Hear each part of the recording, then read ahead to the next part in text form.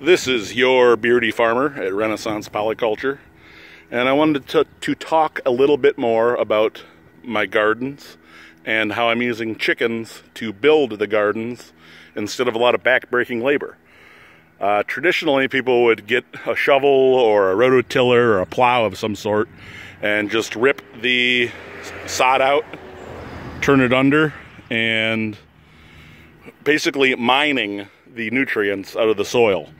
And over here, I'm building instead of mining. And the chicken coop is right there in front of us. And on this side of it, they have not been here yet.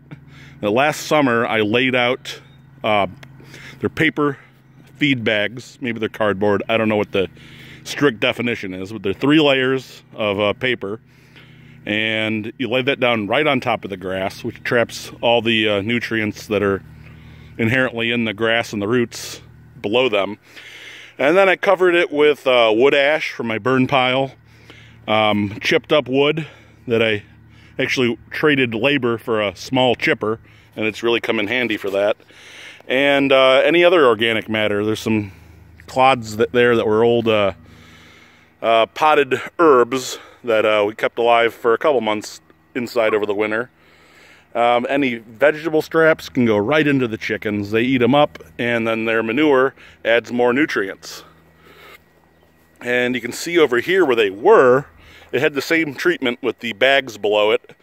I put the wheat straw in there for bedding, and they lay their eggs in it, and they scratch up the other end where I put the food, and they leave all their manure there for nutrients for the garden. And then I rake it out, and then I come back and put wood chips on top of it to lock in all that carbon and nitrogen from the chicken manure.